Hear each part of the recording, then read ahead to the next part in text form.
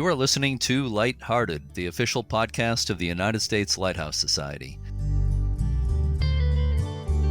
I'm Jeremy D'Entremont. Welcome. My co-host today is Cindy Johnson, award-winning Lighthouse volunteer and ace copy editor. Hi, Cindy. Hi, Jeremy. Today is July 9th, 2022, and this is episode 181 of Lighthearted. Shortly, we'll be listening to two interviews. First, we'll hear Jan Cole, manager of the Eagle River and Sand Hills Lighthouses in Michigan. And then we'll hear a conversation I had with Jean and Jane Gertz, sisters whose father was a keeper at Sand Hills and other locations in Michigan.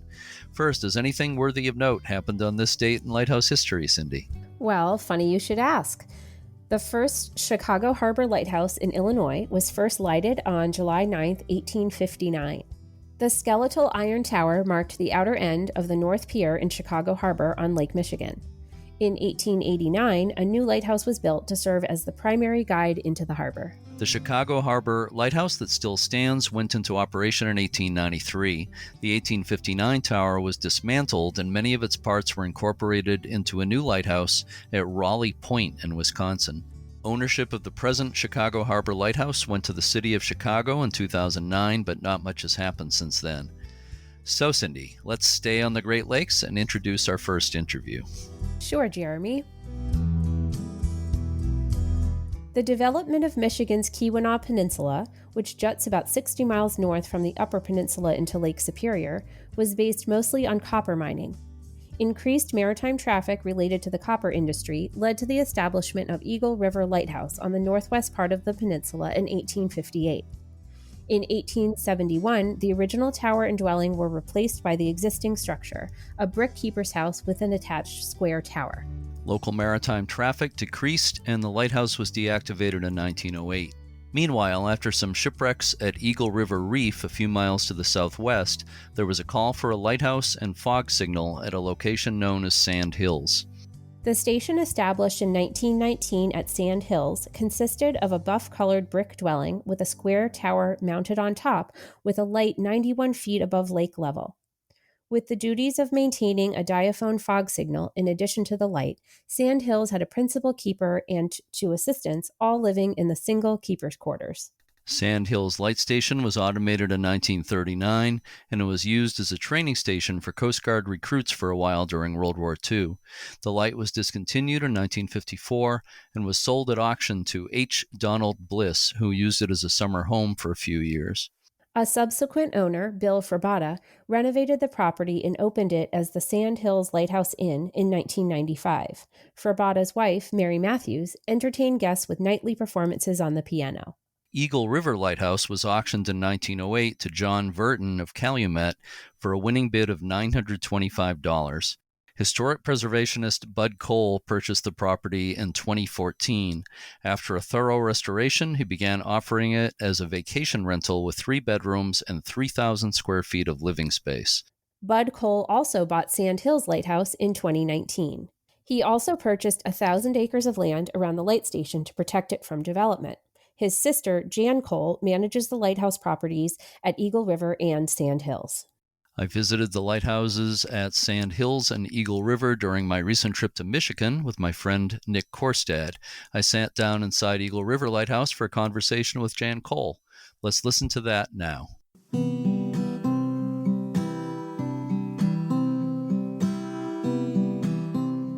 I'm here in Michigan on the Keweenaw Peninsula, and I'm visiting with Jan Cole, who manages the Eagle River Lighthouse and the Sand Hills Lighthouse. And Jan has graciously showed me around along with my friend Nick Korstad today, and they're two incredible properties. And we're going to chat about them a bit, so thanks so much for joining me today, Jan.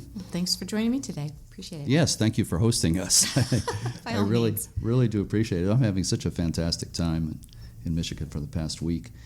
So your brother, Bud, as I understand it, is officially the owner of these two lighthouse properties. That's correct. And you manage these properties along with some other local properties here, right? Yes. Okay. Are you and your brother originally from this area? We're not. We came here as kids. We always spent our summers up here. Mm-hmm. My grandparents are from Calumet and Laurium, so neighboring towns, and it turns out that our great-grandparents, and we did not know this in all the years that we came here, were from Eagle River.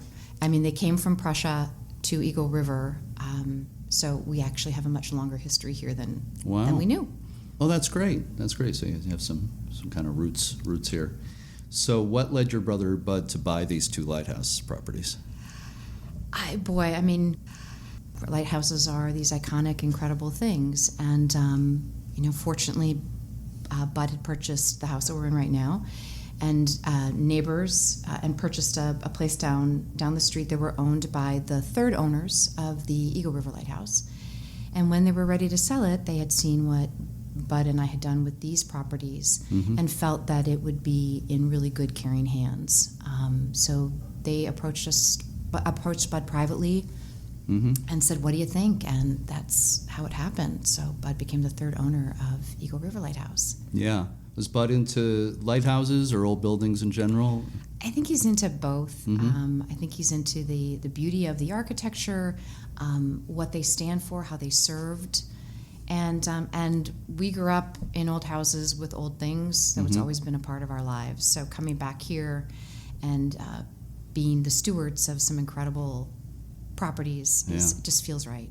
Yeah. Well, you're doing an amazing job. They're beautiful inside and out. So I understand your brother also purchased 1,000 acres of land around. Is it directly around the Sand Hills Lighthouse? Is that right? It's actually right across the street. So Sand Hills is on about 35 acres. It originally was 50 acres, but Don Bliss, the first owner, sold off a chunk. And the 1,000 acres is just across the way, and it's beautiful pine barrens, up to a ridge that you can actually see, the top of Sand Hills Tower.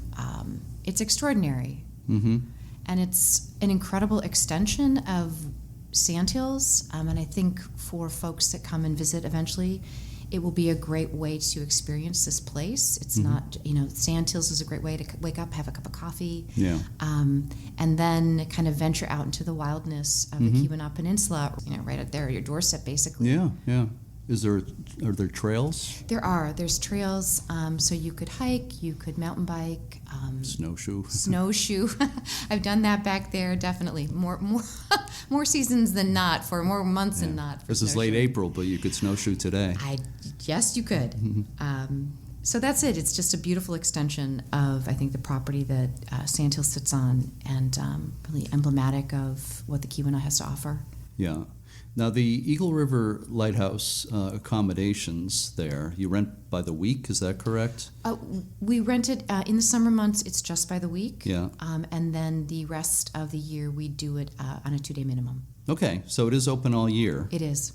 And you have people staying there now, in the snow. We do, folks that come back every year and visit us.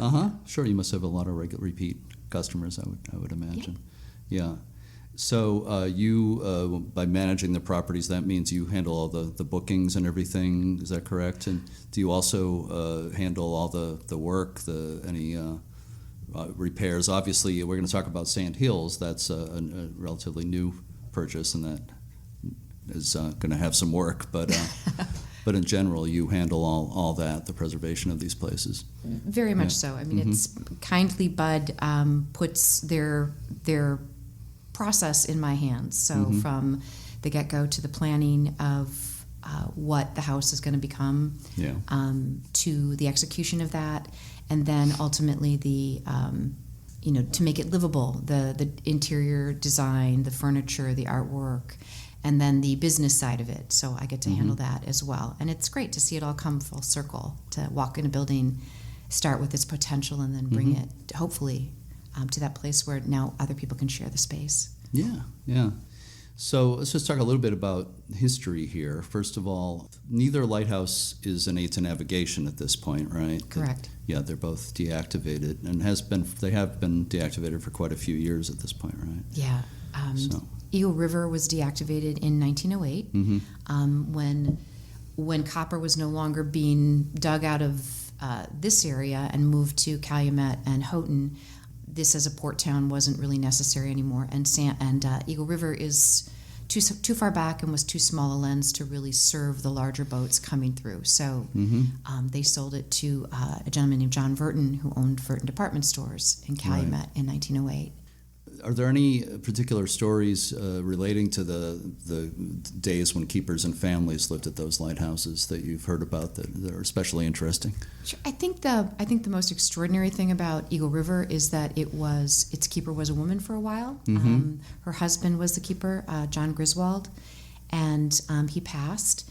And the lighthouse service allowed her to take his place, and she did that for quite a few years.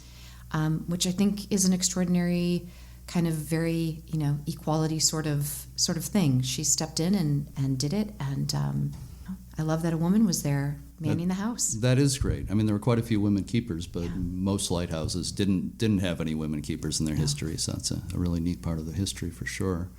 These places must have been pretty isolated in the early days. Gosh, even in the later days, I mean, Eagle River Lighthouses was fortunately in this, this kind of bustling town, but I can't even imagine. I mean, at its largest, this was 1,000 people, so it wasn't big by any means, by what we all think of as big. And Sand Hills, I mean, the road that it sits on didn't get electricity until 1983, so. Yeah, I mean, shocking to go through the paperwork and see that they had to really request that UPCO wire that whole road. So they were extraordinary in terms of their isolation. Yeah, those people are pioneers, really. You just showed us through, so I've seen the accommodations at Eagle River, which are gorgeous. Could you say a little bit about that? What's available for people if they're interested in staying there? Sure. It's 3 bedrooms, 2.5 baths. We've got a beautiful sunroom that everybody seems to gravitate towards, which has beautiful views of Lake Superior. We really tried to create the space with lots of couches, lots of warm, snuggly throws and things like that, so people can just lounge, relax. Everybody has their own space. Big gourmet kitchen, lots of beautiful views, and a deck that wraps around the entire lakeside of the house, so that people can get out there and really enjoy the air, whether it's your morning coffee or stars and the fabulous sunsets. We really tried to take advantage of the beautiful nature that just happens around all of this. Of course, yeah. Oh, it's beautiful. It is a beautiful. I noticed the kitchen. It's really nice, and that one room is almost like an enclosed porch. Nice place to sit and read and relax and sip some wine or something. I sure hope that's exactly what people do. All of the above. That's what we designed it for. Yeah, it looks absolutely great. So if people come by, and it must happen a lot, I'm sure people are photographing you got lighthouse buffs who are photographing the lighthouses all the time. I know you can't just be there to give tours, but are sometimes tours arranged for people? We really don't, because we rent the whole house. Sure. And therefore it's really hard to schedule that sort of thing. Yeah. And we sell out really quickly, so it's very hard to find a space in time to physically offer tours of the Eagle River Lighthouse. But we hope that people that want to see it will come and stay and experience it as their own for a couple of days. Yeah. So that's completely understandable. You told me you have the U.S. Lighthouse Society stamps for the passports.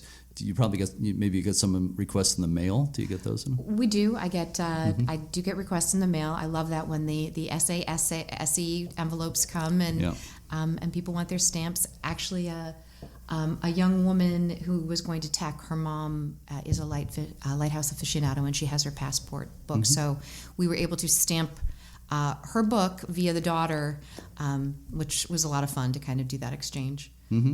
But both lighthouses are pretty much open as far as people parking and just taking pictures, right? Sand Hills is not right now because it's actively under construction. Right. Okay. And there's materials around. There's improvements that we're trying to make. It's not looking its very best, and we really hope that folks are willing to wait until Sand Hills is its proud, 100%. 1919 self, and we can offer it then for people to come and check it out. Yeah, it's an incredible building, and you and your brother acquired it not that long ago, a couple of years ago? March of 2019. Okay, and I know there's a lot of work to be done. It was run as a B&B for years, until shortly before you bought it, right? That's, yeah. But it needs some work, and I'm sure you're going to give it a lot of tender, loving care. Is there any kind of timeline, or I don't know if you want to say anything about what needs to be done and any kind of timeline on that at this point? Right now, we're really focused on the structure of the building, the exterior. There's a lot of, and it's a huge lighthouse. So yes, it is. It is. It really is. So there's a lot of beautiful aspects to its architecture. So we've got a lot of tuck pointing work to do. The tower, the actual tower, has to be completely stripped back down and resealed. We've got cornices that are not in very good shape that need to be tended to, and they're copper and wood combinations. So there's a lot of work that needs to be done, and is time, painstaking work. Tuck pointing 91 feet of tower is going to take some serious effort and time. Yeah. So, well, I hope to come back when it's all done. I hope you do too. I hope you both do. It's an incredible property. So I need to ask you this. It actually came up when we were chatting just before the interview started here. Is Eagle River Lighthouse haunted? Well, I personally have not experienced any supernatural entities there. However, I have heard from guests that they've had experiences, but my favorite was people often leave notes after they've stayed at the lighthouse, and they kindly leave me a note. And one was from the parents, and then the two little girls that stayed there made some great drawings, and they also said, and by the way, do you know you have ghosts? So from the mouth of babes, I feel like, okay, well, I've got my proof. I had heard rumor of it before from the previous owner, and like I said, other people have. They're not malicious. It's a female entity, from what I understand.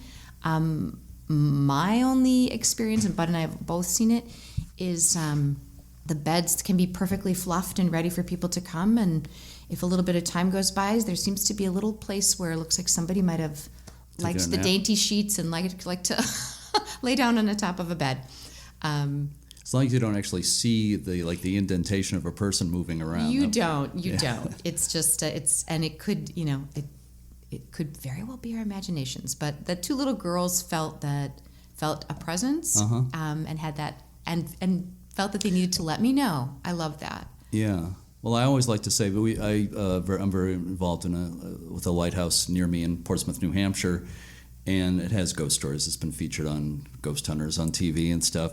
And when people ask about that, I always say, we don't have an official position on this thing, but whether you believe it's they're actually physically there or spiritually there, the keepers of the past, the families of the past that lived in those places are very much with us. Their spirits are with us, no matter how you look at it. So, I mean, anybody that touched that building, that built it. I think of the men that laid the stone, or the people that designed it. The people that lived there, the ships that were affected by its light. There's such an incredible quality about the circle that lighthouses create. And in renovating Eagle River in particular, we took down a drop ceiling, and underneath it was all this, these beautiful beams, and they had to come down in order to create the lofted thing. So I got to touch these nails that were as big as my hand, and I thought, nobody's touched these since the man who pounded them into this wood. And it was really an opportunity to kind of reach back across time and touch somebody there. And I hope that in any lighthouse, people feel that. People feel the sense of all the effort that went into create these, all the work that it took to man them 24/7, so that the people that traveled in a very different environment on the water were safe. So it really is, I think it's an extraordinary building, not just in how it served, but how it served so many. Yeah. And we hope we touch into that just a little bit. Well, that's beautifully said. And I get the feeling you probably see yourself and your brother as stewards of these properties, not more so than just it's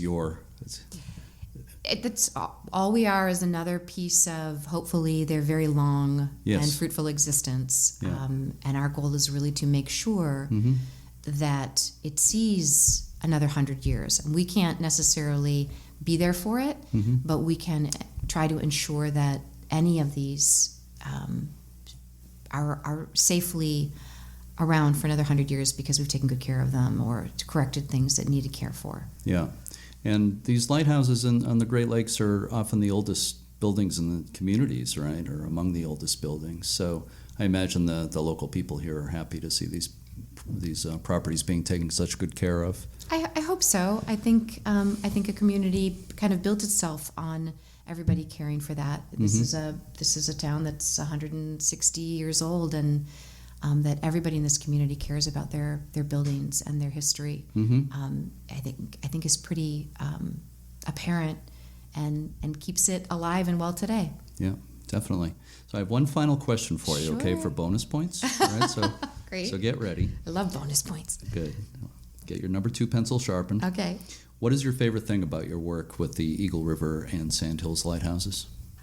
I get to serve too. I get to be part of their continuum, and that I love. I am a very small part compared to all the different people that have been a part of it, and we each have our little piece of their history, which I think is a really remarkable thing. So I love that, and I love acknowledging all of the people that came before me that did their remarkable work to create these in the first place. I just feel very fortunate. Yeah, well, I can see that. I love that you love that, and I love that you have that attitude. I think Thanks. it's refreshing. It's really great. So, Jan Cole, thank you so much for hosting me and Nick here today and showing us around and giving us, sharing your time and your thoughts. And I love what you had to say about taking care of these places. So, I just want to thank you so much. Well, I appreciate you both being here. Thank you.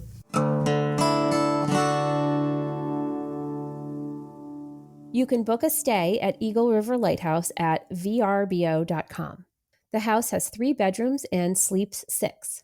Next, we're going to hear a conversation with Jan and Jean Gertz. Their father, Maxwell Gertz, was a keeper in the 1940s and 50s at Manitou Island and Sand Hills, Michigan. The Gertz sisters have stayed involved with lighthouses as volunteers for the Great Lakes Lighthouse Keepers Association. I met Jean and Jane Gertz while I was staying at the Big Bay Point Lighthouse B&B on Michigan's Upper Peninsula in late April. They lived just down the street from the lighthouse. The Lighthouse B&B is owned by my friend Nick Korstad, and on the day I was leaving for home, Nick invited them over for a conversation at the dining room table. You'll hear that Nick also took part in the interview.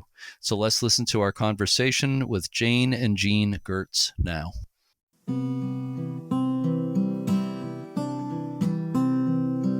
I'm here in the living room.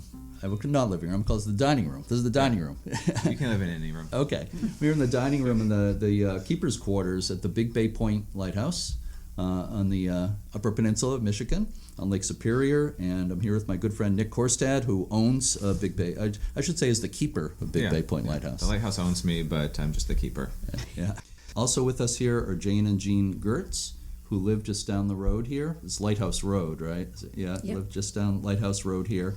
And Nick has been kind enough to introduce me to Jane and Jean. So we're talking about your father, Maxwell Gertz, who was a lighthouse keeper at a couple of places, and Sand Hills is one of those places, and Nick and I visited there the other day. So he was there, you said 1939, came there in 1939, was there into 1941, correct. Right? Sand Hills Lighthouse. And then later on in the 50s, he was at Manitou Island. And head keeper at Manitou Island and Gull Rock. Gull Rock, so he took care of both lights at that time. They were responsible for both lights, but stayed at Manitou. They were. Yeah, okay. So if I understand right, did you live at any lighthouses where he was stationed? Mm-hmm. We were the 2 youngest of 5 children. Yeah. And my mother's parents lived in a town called Hubble, and they were elderly, and she wanted to be around, so he chose stations that were considered bachelor stations, so that he could go for 3 weeks and come back for 1, and he felt that worked for them. Yeah. But for the family. And for the family. Yeah, we have 3 older sisters, and 2 of them who used to go and stay with him at the lighthouse at Manitou. Mm-hmm. But we were too young. Yeah. And one of your sisters was born when he was at Sand Hills, is that Correct. My mother was pregnant in November. She was born in January, and at the time they wanted to get her out because of the winter conditions, very poor roads, and they didn't want to have to deal with the birth there. So they got her out to go to her folks in Hubble. Your father lived at Sand Hills with your mother, and how many kids were there? That was the first one. So it was the She was first one, pregnant, yeah. Right, okay. What were the conditions like that you've heard stories of at Sand Hills, during the time of when your dad was there, being a remote light station? Very isolated. Yeah. Very isolated, and conditions. We never heard too much about the summer. They did refer to as wicked winters. And back then, the roads, there wasn't much access to that lighthouse as far as good roads like there are now. So, I mean, winter was a challenge even for someone that wasn't pregnant. Yeah. So, to get there. Yeah. Do you know if when he was out there they brought stuff by like horse and buggy, or did they actually have to bring stuff via the lake? As far as I know, but I'm not 100%, it was by the lake, with lighthouse tenders. Okay, because Isn't part of the dock there yet where they brought that in there? Yeah. the pier I think is currently kind of crumbled. I think Yes. this lighthouse here at Big Bay still has as There's much of remnants its of it, original yeah, pier. yeah. We found out yesterday that it was between 1986 and 1989 that Sand Hills received electricity and that whole stretch of road. So Oh, possibly, because Yeah. it's a kind of a remote place. It's Yeah. hard to even find it on the regular route to Copper Harbor Yeah. Yeah. that Eagle people Harbor. use as a tourist route. Yeah. It's still off the beaten path. Mm-hmm. Now, have you ever been involved with Sand Hills in any way during the years it was operated as a B&B? Have you? Other than through our organization, they had conferences there that we attended. We've stopped periodically over the years with friends just to show them, but Yeah. Yeah. other than that, not any other connection. Well, it's in kind of rough shape, but the new owners seem good, and they're gonna bring That's it good. back to life. It's a unique one. It's quite different. It than- sure is. Yeah. Yeah. Yeah. I know it's like your favorite lighthouse, Nick. yes, it's my favorite lighthouse on the lake. So you guys have Oh. any stories that were passed down of your family living at Sand Hills? When my dad retired, we were very young. Okay. Yeah. So when we took up lighthousing as a hobby, we really didn't know that much. We knew what a lighthouse was, but not that much. Until we got involved, then the stories would come out. But it was the current stories of like Manitou Island and Okay. the history of where he had been. He'd been in Keweenaw, Two Rivers, up Portage Canal, Jacobsville, and that all came out. But we were too young when he was Okay. at Sand Hill. Obviously, we weren't born, or Manitou. Well, tell us a little bit about your dad, kind of how he got into working on lighthouses. You had a great story of his transfer over from the life-saving station. He took a year college, then couldn't afford anymore. He worked summer job, and then he worked part-time or part of the year at Calumet and Hecla, which was copper in plant up in mining. And then he didn't see a future there, and he applied for the life-saving and got the job. And his first assignment was at Whitefish Point, but not the lighthouse. He Right. was the beach walker. Yep. Yep. And he was always telling stories about they'd have to walk the beach and punch the clock Mm-hmm. at the post and then come back to make sure you went as far as you were supposed to. Oh, interesting. Did he ever? Different guys would play jokes like there were ghosts, to scare the walker, Especially a new recruit or something. Sure. Of course. Yeah. that type of thing. It's funny how ghost stories get into every branch. Yeah. No matter what you do. See, and then they merged with Coast Guard, but then he was a keeper then, but then the war and the war years broke up then until he came back out of the war. Do you know if you ever had to walk the beach up to like Chris Point? Because I know they had a life-saving station Yes, up there. they did. Yes, he did. Yeah, in Vermilion. Okay, Yeah. that's pretty cool. Was he involved in any rescues that you know? No, I do not know of any. Mm-hmm. Probably was. But. Yeah. Probably was, but we He never... wasn't, I guess, I don't know if you want to say a talker or a bragger or whatever Right. about his service. Yeah. In fact, when he was very sick and dying, he told my mother, just put in the paper what I served in the service. Nothing, and he had a lot of medals. He achieved a lot of different things to the Coast Guard as far as merit things throughout the whole career. And he retired as a Chief AIDS Navigation Officer on Lake Erie Wow. in 58. Oh, that's really cool. Yeah. Yeah, he had quite a career. And he was on the Tupelo and the Wood Rush, Okay. different boats. Yeah, yeah. So do you have maritime experience earlier in life before he went into the life-saving? Not that I know of, no. No, but he would have been young Yeah. then too. Yeah, yeah, yeah. So did you spend any time, or did you visit at least Manitou Island when he was there? Yes. Not when he was there. We were No, too young. Oh, later. Yeah, Okay. we were, when he was at Manitou, we weren't in school yet even. Where the next two sisters next to us would go out there. We'd go out there for a summer, 3 weeks or 6 weeks in the summertime. And a lot of stories he did on our off time. We'd pick berries and pick agates. And my dad had tons of both. He Yeah. had bushel baskets of agates. Literally bushel baskets. And he Wow. just gave them away because they just liked picking rocks. Yeah, Yeah. well, they have stores where people buy them. Yeah. Yeah. And one story out in Manitou is he was allowed to have guests. My sisters went out, and he had two older brothers, and then a younger sister. There's the three boys. And she was visiting, and was a nurse for public health, and she had two girlfriends visiting, and they went out to the island for a week because they'd run back and forth. And the story was that they were on vacation, and Yeah. they did enjoy their drinks. It was party time vacation. And their smokes. And they all smoked. Sure. So it came time for them to leave, and the weather was so bad. They ended up staying like 4 or 5 days. They couldn't get off the island. So they ran out of booze, and they ran out of cigarettes. Well, there was a store in Calumet that offered delivery. This is back, it had been between, in the early 50s when he was there, Right. that they would deliver groceries. So they wanted to call to see if they would deliver out, which nobody could move anyway, and that was the story. They tried everything to get somebody to bring booze and cigarettes out to them. Well, they figured they if they didn't. could bring it out, they should be able to come back. And then my dad said that whole time they were there, stuck there because they couldn't get off the island. Yeah. He spent all his free time rolling cigarettes for them because they ran out of cigarettes too. The other men working would have the tobacco to roll their cigarettes. Yeah, yeah, He'd have to roll 'em for his sister and her girlfriends. yeah. So they couldn't deliver the liquor. No, No. couldn't deliver. Yeah. But that was That was always a story. story. We'd hear more from my aunt than my dad. Yeah. So you were saying that they were in charge of the Gull Rock Lighthouse. And you just said the weather was bad. How did they get to and from Gull Rock? Let's say when it was bad, did the light just not get lit that night? No, it was automated. Okay. But they would have to do when they come in, there's 4 keepers, one on vacation all the time, 1 week, 3 out there. When they'd make the run back and forth, they would service it for that time. Okay, so it had possibly an acetylene light or something Yeah. out there. Okay. Okay.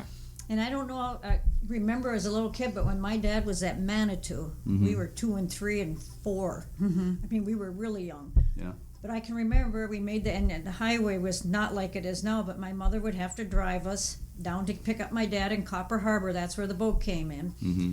And then the road, we'd always be car sick because the roads were so curvy back then and not very well paved or anything. But I can remember we get to Copper Harbor on a telephone pole so far up. They had some kind of radio thing there that I can Phone remember radio? talking to my dad on a pole to Manitou or if he was back Okay. or coming over. I Yeah. still remember that. She would call, because it was only a 3-mile jaunt. Yeah, yeah. She would call that we were there. So then he would come in, then the keeper waiting to go back out would be there to go back, take the boat back out. Yeah, I believe I saw a reference to a radio system that tied the lighthouses together starting at like the early 30s or something Yeah, like that. and I can still remember talking. They got we might have pictures had of us. pictures of us trying to reach the To talk pole. to there. Dad. I mean, the pole was there, but the phone to talk to my dad. Mm-hmm. That's really neat. Yeah, So it is. I can picture myself doing Yeah. that. And then another story though is that there was a dock in Copper Harbor where the Coast Guard owned, but see the boat would come in, pick up the keeper, drop one off, and then be back out in Manitou. So the dock wasn't used a whole lot. Mm-hmm. So my dad always told the story. There was a guy that would park his boat privately there, Yeah. and one time the lighthouse boat came in and they couldn't dock Mm-hmm. because his boat was there. So my dad went up, found out who it was, and went to the guy, and he says, "Hey, is that your boat? You got to move it." And the guy said, "Well, I kind of have a lease on that." And my dad says, "Your lease just ran out. We need the boat. That's a Coast Guard dock. You have to park the Coast Guard boat there." That's funny. So your dad was interviewed for a book, right? or For oral history that turned into a book. Right, it became a book called Living at a Lighthouse, Oral Histories from the Great Lakes, is that Correct. the name of it? By Luann Gaykowski-Kozma. Correct. And I believe that book is still available. Yes. Still. And the recording is still I still think exists. I'm pretty sure. I'd have to look at it. I think it's Wayne State University Libraries. I think it is. I'm not positive on that. It's one of the universities. Well, it was published by the Great Lakes Lighthouse Keepers correct. Association. But the oral tapes were. is at the Yeah, sent library. over for Yeah. the archives. Yeah. So that's great that somebody thought to do This that. is a lot later, but when we made trips out to DC, we went to the library there, and we did find in his handwriting all the logs that he kept. We did make copies of some of them. They may be on tape now. They were in the process of putting them on Microfilm. tape. Yeah, microfilm. Microfilm, yeah. But we did find it out In the archives. In the archives, my dad's the logs that he would fill in at Manitou. So that was Okay. kind of neat. Was there anything you remember of special interest, or was it mostly just a little bit about the weather? Weather anything? and Different boats that or Yeah. ships that would go by, or Yeah. more daily keep activities. And he's Yeah. the one for Manitou. I imagine they had to do it at all lighthouses, but he set up that they kept track of every supply for a whole year, Yeah. and then they would bring supplies based on that back out to the island Yeah. lighthouses. There was a lot of paperwork involved Yes. in Yeah. lighthouse keeping, for sure. A lot of record keeping. So you're lighthouse lovers, right? Correct, yeah. And you've been involved with lighthouses in your lives, including giving tours here at Big Bay Point. Is that right? No, we never did tours here. Okay. Okay, I had some pictures of you guys giving tours that maybe you guys were on a tour or something, but Well, we Linda might have said when we that- came up here with Linda, or brought friends up here. Okay. Linda, and just like you know, you feel welcome Yeah. here. We've already brought friends up, and Linda would always say, "Come on in," or Okay. I only actually came up one time to help Linda out, because I think Jeff was away and something to help out with the breakfast. I Okay. did the cooking, and she entertained the guest. okay, well, But- I'll call you up this summer. Yeah. Have you been involved in giving lighthouse tours anywhere yourselves? Not actual. Well, we still do belong. We're life members of Great Lakes Lighthouse Keepers Association, and for 24 years we were the Lake Michigan coordinators. That for every May Oh. we set up a conference, either 1, 2, or 3 day for our members, setting up the tours, the hotel, lodging, the meals, buses if we're being transported, boats if we set it all up so that they would sign up for a price and get there, and we'd entertain them for the day. I mean, we wouldn't, but set up all the entertainment for the day. and that was on Lake Michigan.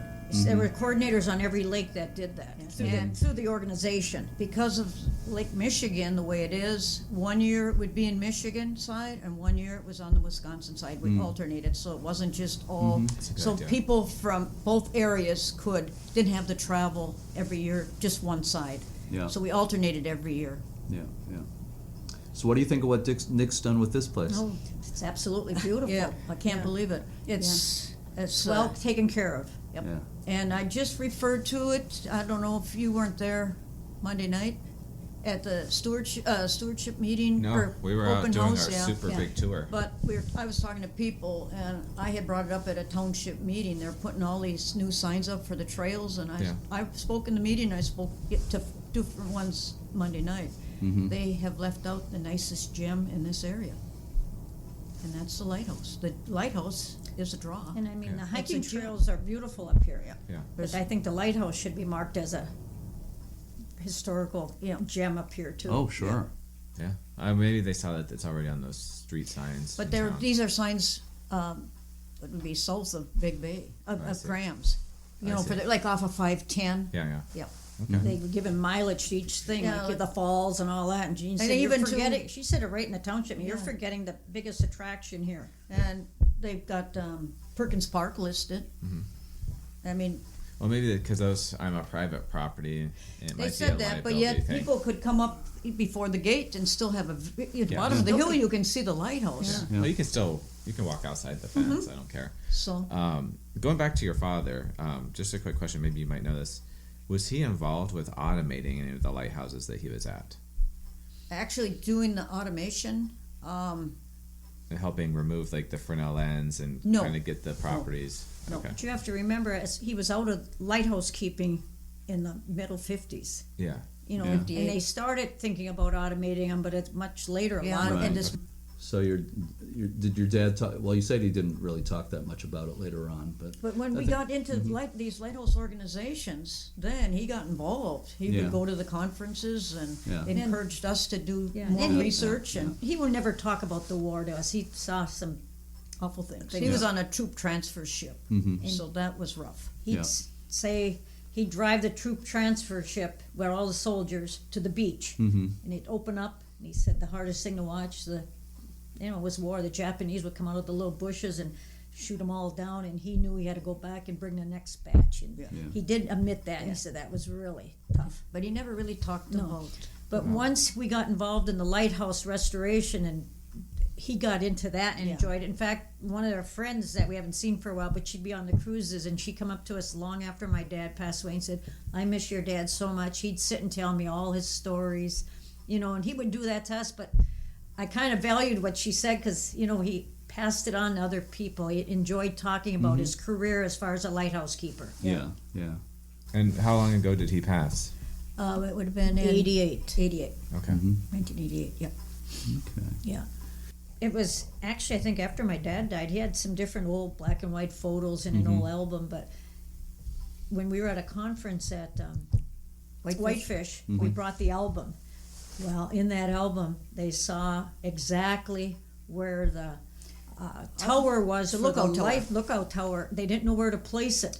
And from the picture, they said, "Can we have that picture?" And we made copies for them, and that they knew where to replace that tower In the on the exact spot. property Right. there. I So remember. that picture, they had never had a picture of that before, or knew where that tower should have been. So that was kind of neat that we were able And to. then we donated some. I don't know if it's still there at Whitefish Point Lighthouse. Donated some of the pictures when he was at, but he was never a keeper there. He Right. was- but he had a lot of pictures, black and white. And Yeah. we made copies, and then they made a picture of a collage of maybe 8 pictures or so. Yeah. Yeah, we probably looked at him. I should have brought it Probably, up, yeah. but because they were running late. But Brown Fishery was there at Whitefish in Paradise. Brown Paradise. Fishery. That they. Oh, okay. It was a fish company. Yeah. Yeah. And it's still there, and they have a restaurant. Well, it was the last time we were at Yeah, Paradise. it's been a while though.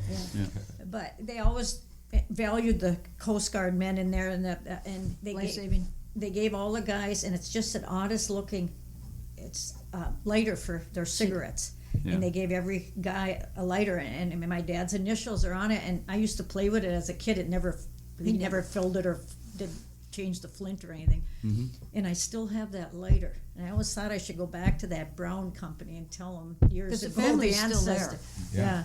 That would honestly be a great thing for Whitefish Point Museum. Yeah, to I have. should bring it. I Just have like- it right. I can get right Yeah. to it. I know I always kept it because after my dad died, and I thought I better keep this. It has more sentimental Yeah. value, but it might be a good thing to turn over. Yeah. Anything like that, and the pictures too are like Yeah. gold. It's like treasure to have that I stuff. love Yeah. those pictures.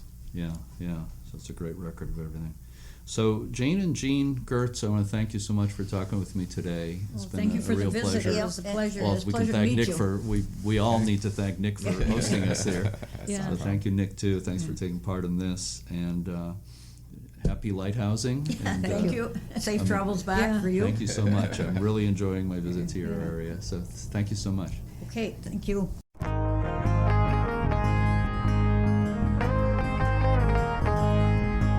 Be sure to check out uslhs.org to learn all about the U.S. Lighthouse Society and its tours, preservation grants, the Lighthouse Passport Program, and more. Donations and memberships help support this podcast. Many thanks to Jean and Jane Gertz, to Jan Cole, and to Nick Korstad for all his help on my trip to Michigan. Tom Hanks was born on July 9th, 1956. He once said, quote, "The year I was born, 1956, was the peak year for babies being born, and there are more people essentially our age than anybody else. We could crush these new generations if we decided to," unquote. Well, since I was born 4 days after Tom Hanks, I'll agree with that. As always, to all our regular listeners and to our new ones, thanks so much for listening, and Keep a good light. Shine.